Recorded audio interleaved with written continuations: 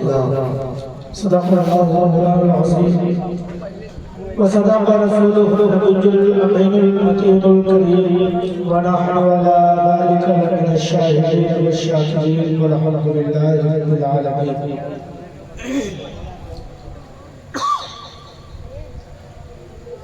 ایران حق کا مستہ ہے وہ جلوہ بار ہوتا ہے. ایران حق کا مستہ ہے وہ جلوہ بار ہوتا ہے. محمد مصطفیٰ صلی اللہ علیہ وسلم کا جب دیدار ہوتا ہے. درود پاک پڑھ کر اے ہے پرت سنی غیور مسلمانوں تم سو جاؤ. سنا ہے خواب میں سرکار کا دیدار ہوتا ہے. آئیے تو چرچ معروف گنبد خضرا کی جانب لو لگا کر اسی سنہری جالی میں آرام فرمانے والے آقا. ہم غریبوں کے داتا بے سہاروں کے سہارا یتیموں کے ماوا غریبوں کے ملجا جنہیں عرش والے کہیں احمد مصطفیٰ فرش والے کہیں محمد مصطفیٰ صلی اللہ علیہ وسلم کی بارگاہ رسالت و مات میں سلام پیش کریں اور پڑھیں بآواز بلند درود شریف. اللہم صلی وسلم مرحوم وردیو لدیہ صلاة تبقى تدوم بدوام ملك الحج القيوم. صلاة وسلام عليك سيدي يا رسول الله صلی اللہ علیہ وسلم.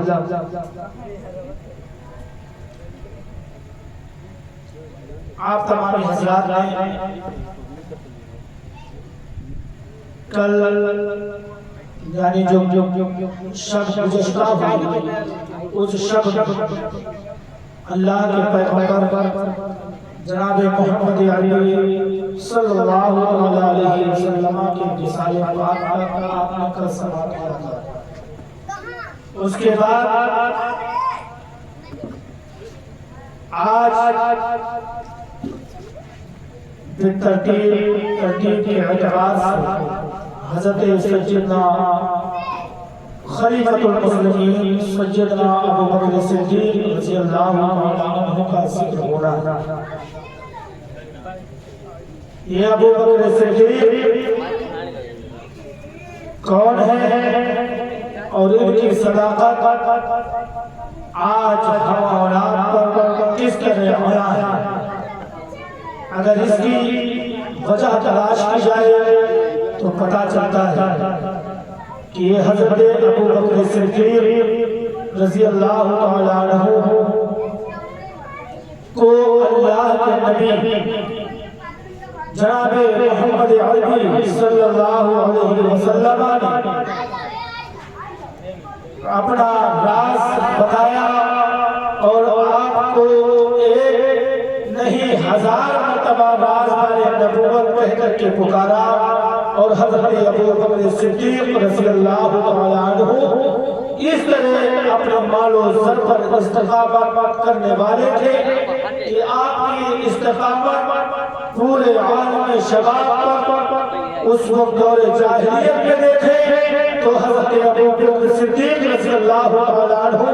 مالداری میں ممتاز آتے ہیں. جس بھی اندازہ دیکھے اگر آپ خلیفہ کے شکل میں دیکھنا چاہیں تو حضرت ابو بکر صدیق رضی اللہ عنہ آپ سب سے افضل و اعلیٰ کل بھی تھے اور آج ہم سرخیوں کی جان بن کر کے سب سے افضل و اعلیٰ ہیں. کچھ لوگ اس پر اعتراض کرتے ہیں. رافضی لوگوں کا کہنا ہے یہ ابو بکر صدیق کو اللہ کے نبی نے کیوں اس طرح بلندی عطا فرما دی جبکہ اللہ نے اپنے پیغمبر کو دو بیٹیاں ایسی عطا فرمائی جو حضرت سیدنا عثمان غنی کی نکاح میں آئی اور ایک بیٹی ایسی عطا فرمائی جو حضرت سیدنا مولا علی کی نکاح میں آئی. آپ نے ان دونوں خلیفہ کو چھوڑ کر کے ان دونوں صحابی کو چھوڑ کر کے سب سے بڑا مقام حضرت سیدنا ابو بکر صدیق کو کیوں عطا فرمایا. اس کی وجہ یہ ہے کہ حضرت ابو بکر صدیق رضی اللہ عنہ کی اگر حقیقت زندگی دیکھی جائے تو جب سے آپ ایمان لائے اور ایمان لانے کے بعد جب حضرت سیدنا ابو بکر صدیق رضی اللہ تعالیٰ عنہ آپ جب سے نبی اکرم صلی اللہ علیہ وسلم کے عاشق ہوئے، آپ جب سے ایک صحابی کی شکل میں آئے، اس وقت سے لے کر کے آپ نے اپنے وصال کے وقت تک اللہ کے پیغمبر جناب محمد عربی صلی اللہ علیہ وسلم کے عشق میں اور جو میرے آقا اس دار فانی سے پوچھ لیے، اس وقت حضرت ابو بکر صدیق رضی اللہ تعالیٰ عنہ پر اس طرح اس غم کا اثر رہا کہ حضرت ابو بکر صدیق رضی اللہ تعالیٰ عنہ اسی خلے وصال مصطفیٰ کو لے کر کے آپ کے جانے کا وقت بھی قریب آ گیا، اور حضرت ابو بکر صدیق رضی اللہ تعالیٰ عنہ کی اگر تاریخ دیکھی جائے تو آپ ہر مقام پر تمام صحابہ سے افضل اعلیٰ ہیں، ہر صحابہ سے اس طرح افضل اعلیٰ ہے کہ آپ کی زندگی کا ایک لمحہ عشق مصطفیٰ کے پر عمل کر کے آپ نے اس دنیا میں اپنی زندگی کو گزارا ہے۔ آپ کی زندگی اگر دیکھیں تو حضرت ابو بکر صدیق نے حضرت عمر فاروق اعظم سے مال و زر میں بھی آپ آگے رہے ہیں، حضرت عثمان غنی سے اگر دیکھیں تو شجاعت میں آگے رہے ہیں، اگر بہادری و طاقت میں دیکھیں تو حضرت سیدنا مولا علی سے بھی آگے رہے ہیں۔ آپ کو اللہ رب العزت نے اس طرح استقامت سے نوازا تھا کہ حضرت ابو بکر صدیق رضی اللہ تعالیٰ عنہ کو تمام صحابہ سے افضل ماننا پڑا،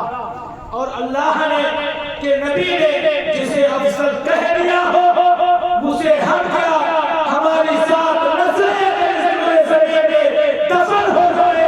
تو جسے میرے نبی نے افضل کہہ دیا ہو، پہلا کہہ دیا ہو، وہی ہمارا پہلا ہوگا، وہی ہمارا اول ہوگا، ہمارے لیے وہی سب سے افضل و اعلیٰ ہوگا۔ میرے مصطفیٰ نے ابو بکر صدیق کو اس طرح ہر مقام سے نوازا ہے۔ اللہ کے نبی کی اگر زندگی حضرت ابو بکر کے لمحات کی زندگی دیکھیں تو یہ وہ ایسی زندگی ہے کہ جس زندگی کو حضرت ابو بکر صدیق رضی اللہ عنہ نے اس روئے زمین پر مکہ میں رہے تو آپ مصطفیٰ جان رحمت کے ساتھ ساتھ رہے۔ آپ نے جب نبی اکرم صلی اللہ علیہ وسلم نے مکے سے ہجرت کیا تو آپ نبی اکرم صلی اللہ علیہ وسلم کے ساتھ ساتھ مدینہ تک آپ ہجرت کیے۔ آپ اگر خانہ سور کے اندر موجود ہیں اور اس خان کے اندر اگر آپ موجود ہیں اور اس خان میں اگر آپ کو لے جا کر کے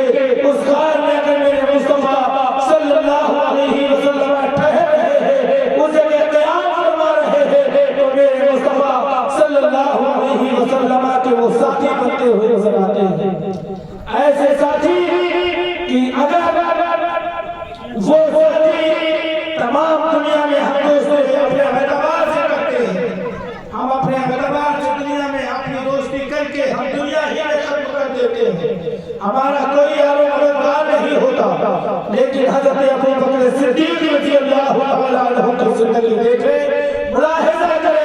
کہ جب یار مصطفیٰ بنے ہیں، آپ خان کے اندر جب مصطفیٰ جان رحمت کے ساتھ آپ خان میں اترے، میرے مصطفیٰ نے حضرت ابو بکر صدیق سے فرمایا تھا، اے ابو بکر صدیق تم اپنے جان کو پھیلا دو، اپنے رام کو بڑھا ہو، اس رام پر یہ تمہارا مصطفیٰ اپنے سر کو رکھ کر کے آرام کرنا چاہتا ہے۔ میرے مصطفیٰ نے حضرت ابو بکر صدیق کی زندگی کو دیکھا تو میرے مصطفیٰ کے اس فرمان پر حضرت ابو بکر صدیق نے اپنے قدموں کو پھیلایا اور میرے مصطفیٰ نے اپنے سر مبارک کو حضرت ابو بکر کے ہاتھ رکھ کر کے آپ آرام کرنے لگے۔ جب آپ آرام کرنے لگے تو ترمذی شریف کی حدیث پاک ہے، اللہ کے نبی صلی اللہ علیہ وسلم ارشاد فرماتے ہیں کہ جب یار مصطفیٰ ابو بکر صدیق کی جان پر میں آرام کرنے لگا، سر مبارک کو رکھ کر اس وقت اسی خار کے انہیں ہولوں سے انہیں چیزوں سے ایک سانپ نمودار ہوا،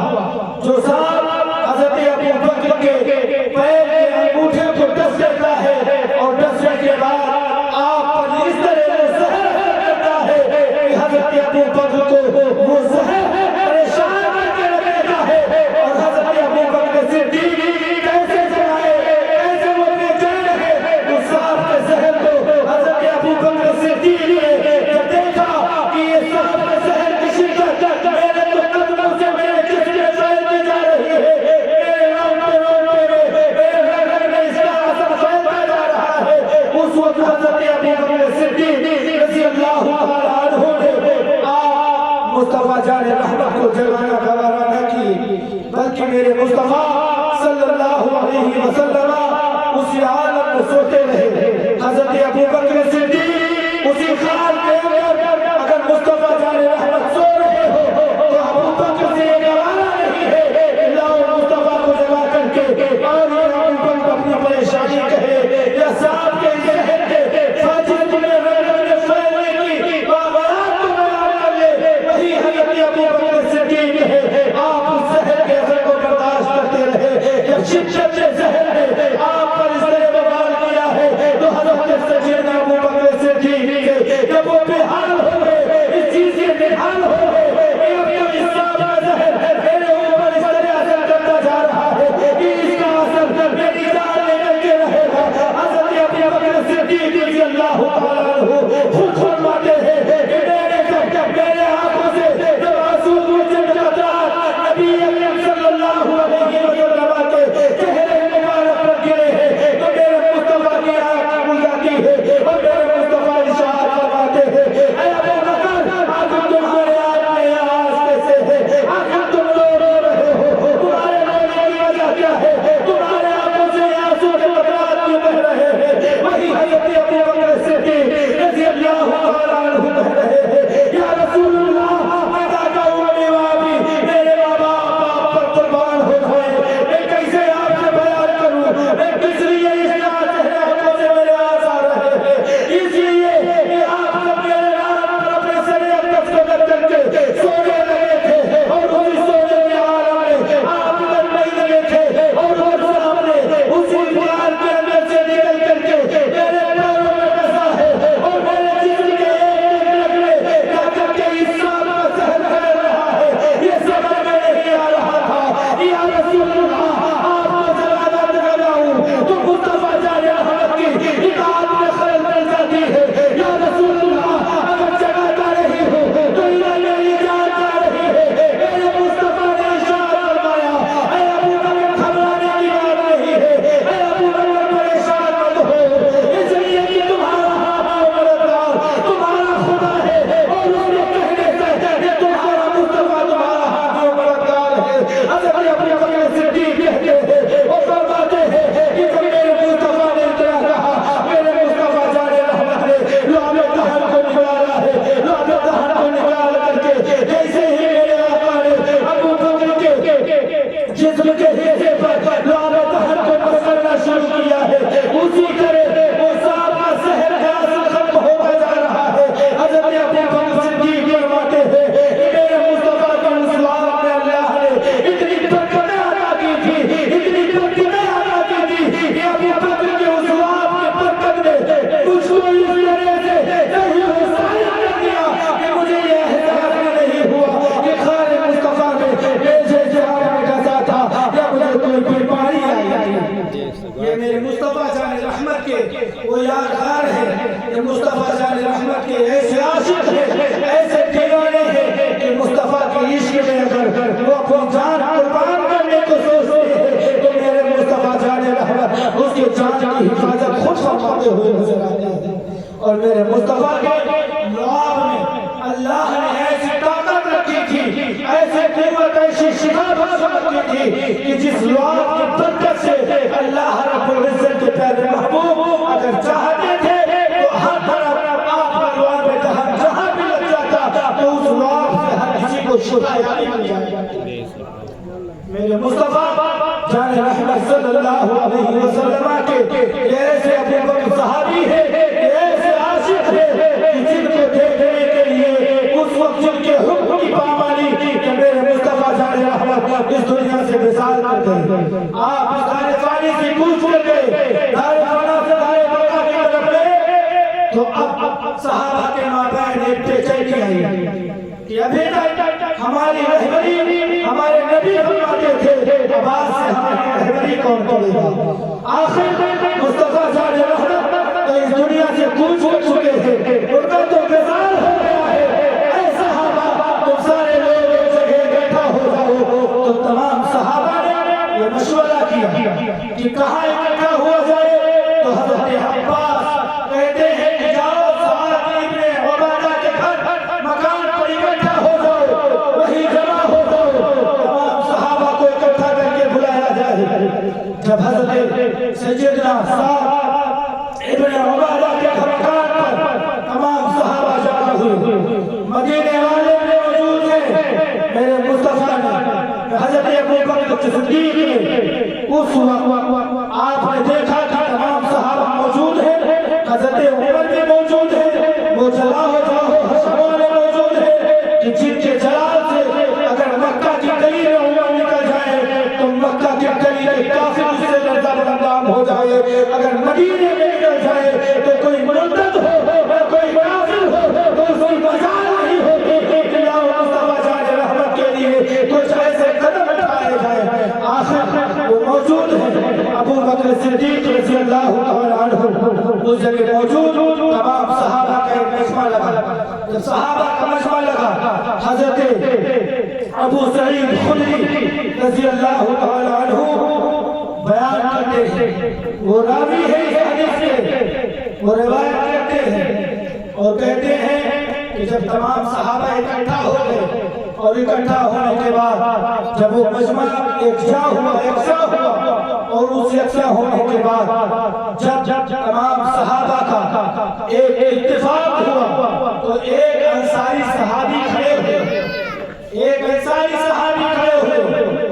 اور اس انصاری صحابی نے کہا کہ جس طرح ابھی تک اللہ کے نبی کے زمانے میں ابھی تک مہاجرین میں سے کسی کے لیے جو حکم ہوتا تھا وہ مانا جاتا تھا، لاؤ ابھی آئے اس وقت نبی کا وصال ہو گیا ہے تو نبی کے وصال کے بعد مہاجرین میں سے کسی ایک کو ان کا خلیفہ بنا دیا جائے۔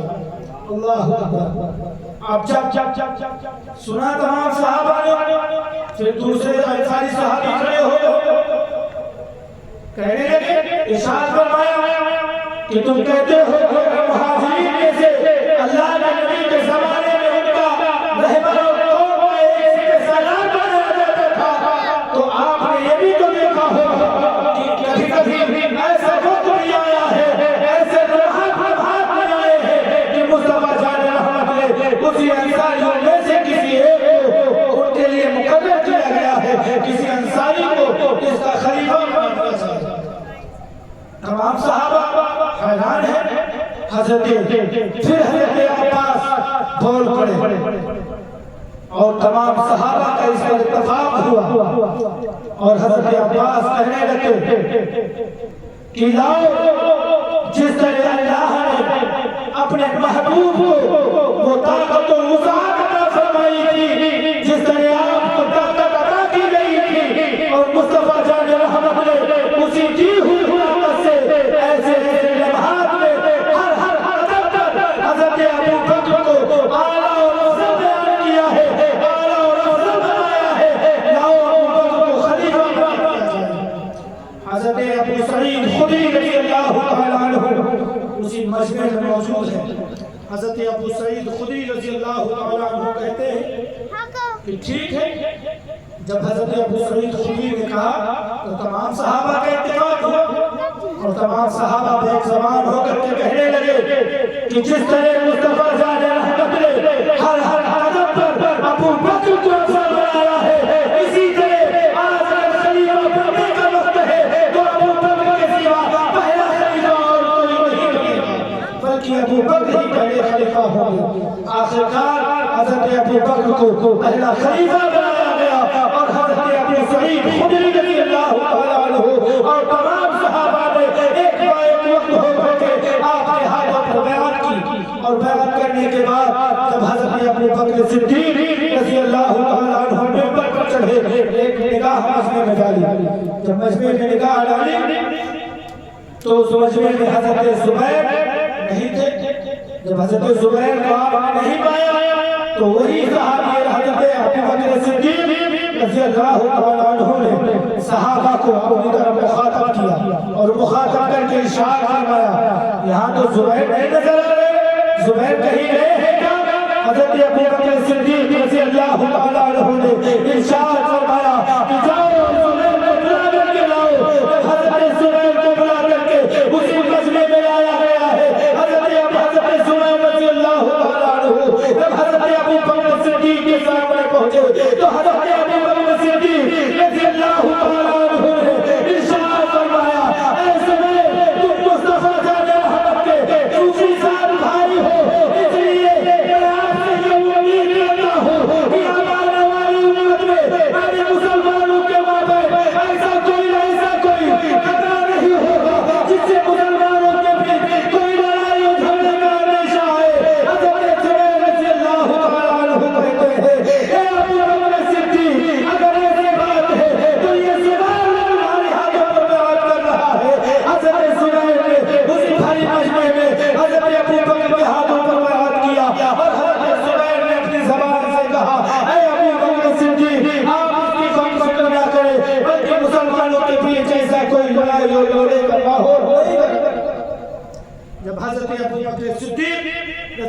تعالی عنہ نے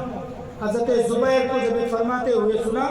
تو حضرت زبیر رضی اللہ تعالی عنہ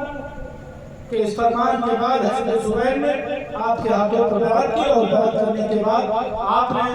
یہ دعویٰ کیا ابو بکر آپ پہلے خلیفہ ہیں اور آپ کی خلافت کو میں اقرار کرتا ہوں، آپ کی خلافت کو میں مانتا ہوں۔ پھر حضرت ابو بکر صدیق منبر پر پہنچے اور منبر پر چڑھنے کے بعد حضرت ابو بکر صدیق نے دوسری نگاہ جب اسی مجمع میں ڈالی تو اس مجمع میں کیا دیکھتے ہیں کہ یہاں علی المرتضیٰ نہیں ہے، علی نہیں ہے۔ تمام صحابہ کو مخاطب کیا اور ارشاد فرمایا اے صحابہ، حضرت صحابہ علی کہاں ہے؟ علی کو بلا کر لایا جائے۔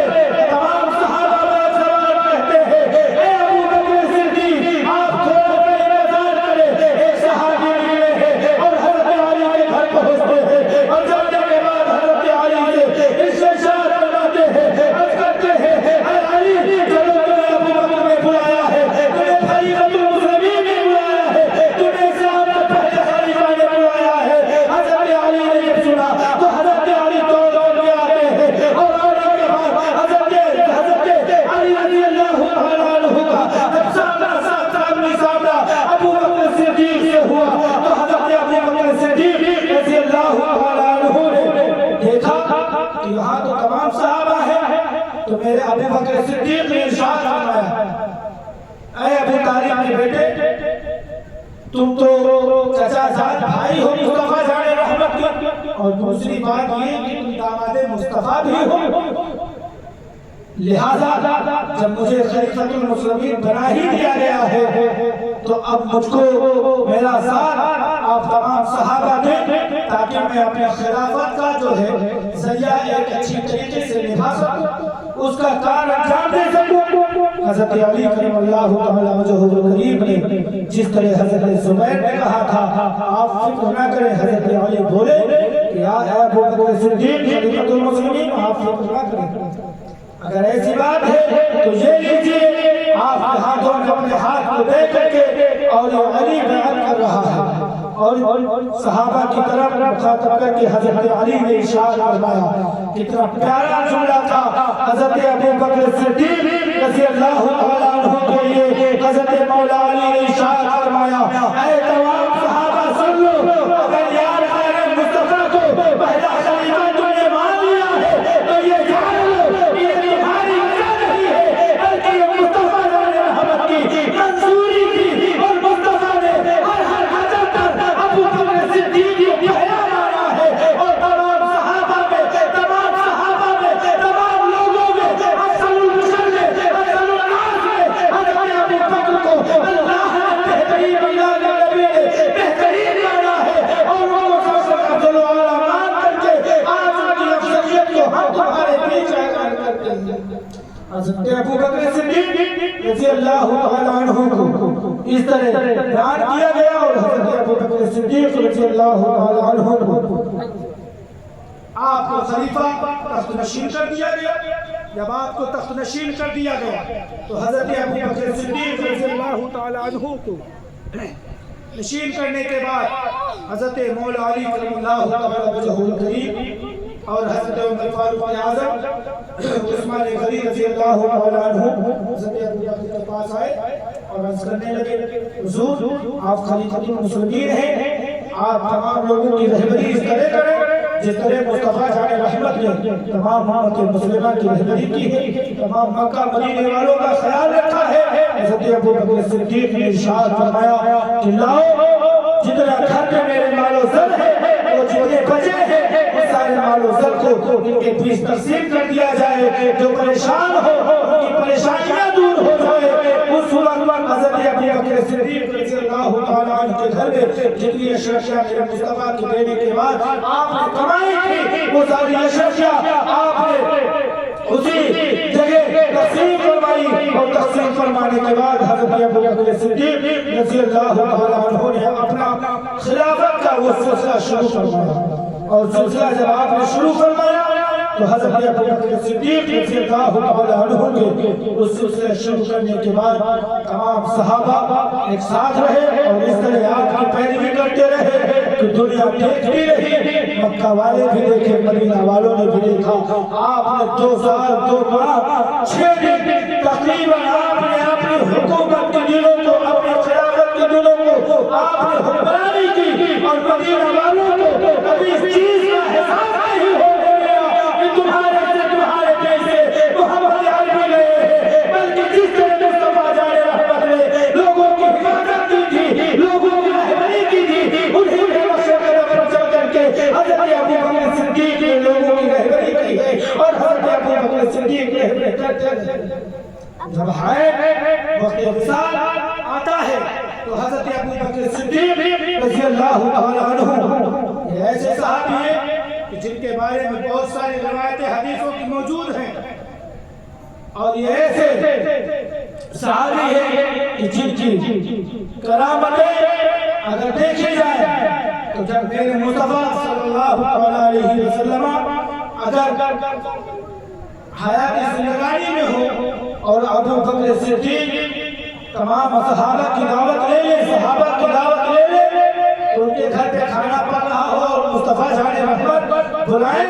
تو ابو بکر صدیق اپنے بیٹے عبد الرحمن کو حکم دیتے ہیں کہ عبد الرحمن جتنے مہمان آئے ہیں وہ کھانا کھلا کر کے ان کو رخصت کر دے گا، ہو سکتا ہے مجھے محمد عربی کے گھر سے ان کے حجرے سے آنے میں تاخیر ہو جائے،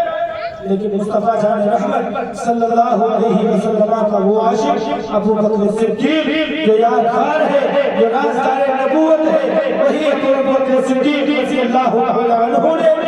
اسی طرح اس دار فانی پر رہ کر کے جب آپ نے تمام صحابہ کی دعوت لی اور آپ کے گھر کھانا پکنے لگا، کھانا پک رہا ہے، عبد الرحمن موجود ہے، ابو عبد الرحمن ابن بکر موجود ہے، حضرت عبد الرحمن کو اللہ کے پیارے محبوب کے پیارے عاشق حضرت ابو بکر صدیق نے سونپا کہ جو مہمان آ رہے ہیں ان کو کھانا کھلا کر کے رخصت کر دینا، میں مصطفیٰ جان رحمت کی خدمت میں جا رہا ہوں۔ جب مصطفیٰ جان رحمت صلی اللہ علیہ وسلم کی خدمت میں ابو بکر صدیق پہنچے، اور پہنچنے کے بعد جب حضرت ابو بکر صدیق رضی اللہ عنہ کے گھر آپ گئے تو رات کی تاریکیاں پڑتی رہی، رات کی تاریکیاں پڑتی رہی، مہمان جو آئے تھے وہ ابو بکر صدیق کے انتظار میں بیٹھے رہ گئے، عبد الرحمن بار بار کہتے رہے ابا جان کو ہو سکتا ہے تاخیر ہو جائے، لہذا آپ لوگ کھانا کھا لے، لیکن کسی صحابی نے کھانا نہیں کھایا، اور کھانا کیسے کھاتے اس لیے جانتے تھے مصطفیٰ جان رحمت اگر اپنا ہاتھ کا دست مبارک اگر جابر کے گھر